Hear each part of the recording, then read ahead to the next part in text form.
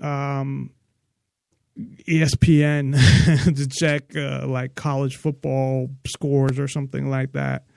But really, if I think about it, without the internet, how much would that change my life?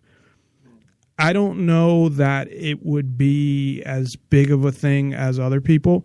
It would, in that, you know, everything I'm trying to do broadcasting wise, because who's going to hire me to be on a radio station? And even if they did, they're going to try to control what I'm saying. They wouldn't let me say anything I'm saying.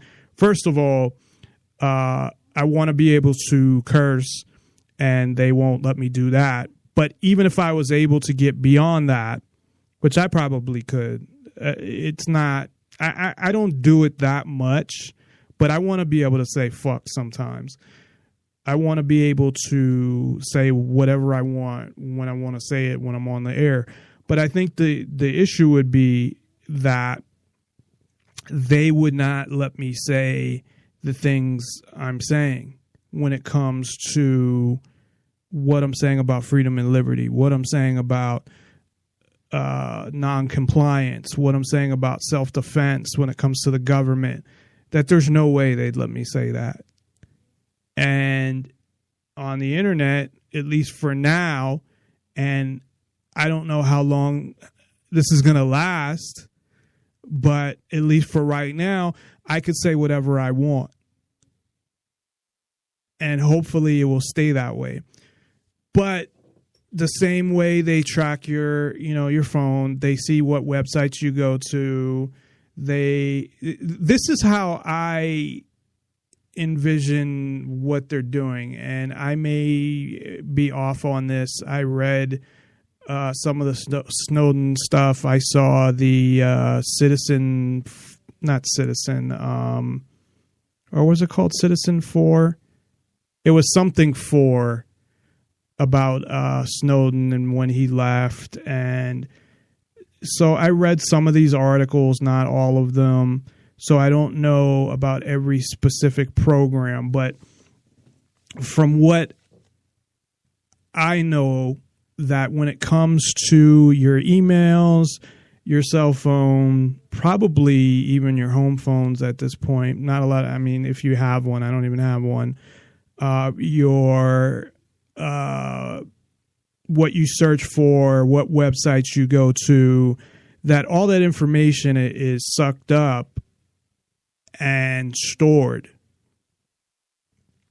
And how they, tie it together, I don't know, but I'm sure they have a way to file it all, and I've talked about, I know a little about, not a little, I know a lot about databases actually. So you'd have to have a key field, but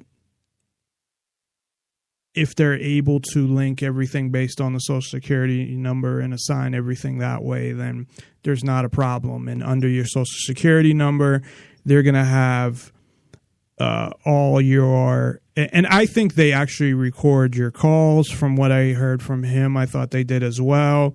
Your texts, the actual words in the text, the actual content, not just the metadata. Meaning the metadata would be, you made a call at this time and you're to this number and you were on the phone for this long. No, I believe they record all phone calls, all texts, all of that stuff, as well as everything, every site you go to on the internet, all your files that you have, all your websites you go to, everything you search for, all of that stuff. And they don't obviously listen to it because it'd be impossible. But they may, as stuff comes in, be able to run programs or program with algorithms to flag certain things so they can listen to it. But definitely building files on people, and within there, I'm sure your now that your medical records are electronic, that is on there. Probably your license photo, your car that you have registered, your license plate, any of maybe even the license plate reader stuff where you have gone. Now, I don't know if that's just in the local police database, but I'm sure that the NSA databases have access to be able to probably backdoor into any of the other government databases and pull more data together. So I wouldn't say that they're going through any of this data unless you're someone that's being watched, that the data is there. And at some point they can use it against you, but they can also use it to predict trends, to predict things that may happen, to predict behavior. If they want to look at a specific person, that's the way I interpreted what they are doing now. I may be wrong on some of this, or even be leaving some stuff out that they're doing, but that's what they probably have your library records in there too, because I know that this is when they were investigating a specific person, but they told a librarian not to, like they gave her a, what do you call it? They give people requests where a gag order where they're not allowed to talk about it, which is another form of attacking your free speech, where you're not allowed to say that you've gotten a request to give people's data to the government, to the NSA, or to some other organization. So how are we, and that's just that part of it. There's more stuff going on. There's cameras everywhere. In places like New York City, I know London's the biggest when it comes to the surveillance. It's like the surveillance capital of the world, where they're hooked into everything. But I think what they're trying to do in other cities, and I think they've done it in cities like New York and Boston, is even the private cameras of all these businesses, they're able to tap into those as well. So how they get that footage, and if they keep it only for a certain amount of time, or how that works. As you know, things are getting bigger and bigger. Smaller and smaller, but bigger in that, and cheaper in that, when it comes to data storage, that, like 10, 15 years ago, your hard drive would be like 10 gigabytes or something. I think the first computer I got was 40. Now it's like 1 terabyte, which is what, is it 1,000 gigabytes or 10,000 gigabytes? I mean, it's growing so fast that they can store so much information, or not growing so fast, but advancing so fast, the technology. So they're able to store all this. So what they do with that, I don't know. But in Boston and in New York and in London, and in Boston, I know because they talked about it during the Boston bombing, but they have these command centers that, the cities are essentially, the government can, or not just the government, I mean the police, which are government, but it's a total surveillance city. and they can go through and basically probably follow somebody around the whole city just by switching cameras. And it's getting really crazy. It really is. I mean, these are things that I remember when I had first moved to Las Vegas in 2001, and I'd been here, I moved here January 2001. So this January, it will be 15 years that I would have been in Las Vegas. I love I don't want to say I love like the city, because the city is part of the government, but I love being where I'm at. And there obviously are a lot of issues related to Clark County Commission and what they're trying to do to Las Vegas and take away more freedoms, along with, of course, the police being terrible. But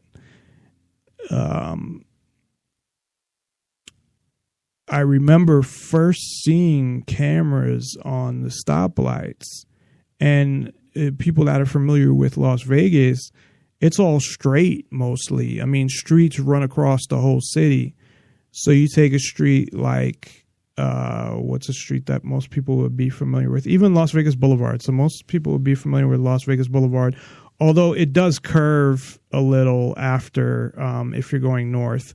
But if you could take Las Vegas Boulevard like across the whole city, like all the way to North Las Vegas and further, and it's not totally straight, but for once you pass, there's one part that kind of, actually two, because there's a rotary. But if you're going from Sahara towards, Tropicana, which is where like MGM is, and you keep going, it's all straight. So you stop at each stoplight, has a camera on it. So there's so many, intersections, because it's built that way wherever you are. And I think that's a smart way to actually build the roads. But you have a camera on every single one. And I remember when I first noticed, this was when they were first starting to put cameras on the stoplights. And I remember just being so frustrated that, like, what the fuck? They're putting cameras up on the stoplights. And I remember at the time, I was going for my MBA, and the class I was taking was business law, I think, the law class for my MBA or something. It was the law class for, my MBA, like the business class or whatever. And I had asked, because I didn't know a lot about, I had been in court, unfortunately, a bunch of times, but for something like that, to me, that was invasion of privacy, because it was the government. And I still believe in this rationale that it's the government watching you. So it's a violation of privacy, because they said, well, he said it's expected privacy. So do you expect to have privacy when you're, outside your house? And no, but you expect to have privacy from the government, is my rationale there. Now, a police officer, I guess, could be driving by, but I would expect to not be filmed by the government. So, of course, doesn't matter, but at the same time, it's a positive thing on the other side, where we can use that against them and film, government employees or anybody else as well, and say the same thing. Well, it's its expectation of privacy, so we can film you as long as you don't use it for financial gain. So I'm going to try to play the rest of this without stopping, and then we'll talk about our main topic for tonight about the